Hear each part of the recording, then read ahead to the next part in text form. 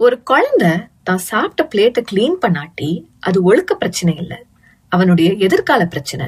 Plate முக்கியம் இல்ல, ஒருத்தர் அழுக்கு பண்ணத இன்னொருத்தர் சுத்தம் செய்யும் போது கற்றுக்கொள்ளும் பாடம் தான் முக்கியம்.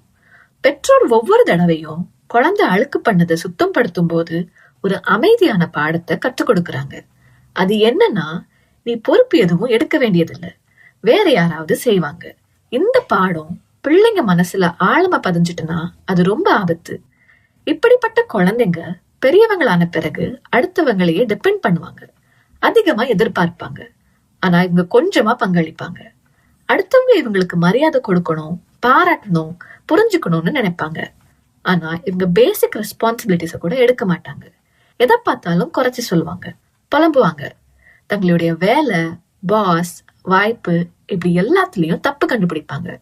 கழுவப்படாத தட்டு சின்ன விஷயமா தோணலாம், ஆனா அது ஒரு மனிதன் வாழ்க்கையை எப்படி ஃபேஸ் பண்றாங்கிறத வெளிப்படுத்துது. வீட்டுல உதவி செய்யறது தண்டனை இல்ல, அது ஒழுக்கத்தை போதிக்குது. தன்னுடைய சொந்த குப்பையை சுத்தப்படுத்தும் குழந்தை தன் கிட்ட உள்ளத மதிக்க கத்துக்கிடுது.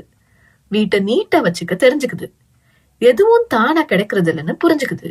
பெற்றோருங்க பிள்ளைங்க கிட்ட உன் வீடு ஹோட்டல் இல்ல, இங்க யாரும் உன் வேலைக்காரங்க இல்லைன்னு சொல்லி கொடுத்து வளருங்க.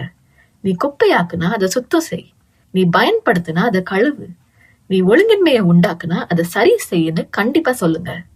தான் சுமக்க வேண்டிய சுமைய மற்றவங்க சுமக்கட்டும் அப்படிங்கிற எதிர்பார்ப்பு என்னைக்கு மறையுதோ அன்னைக்குதான் பிள்ளைங்க முதிர்ச்சி அடைறாங்க.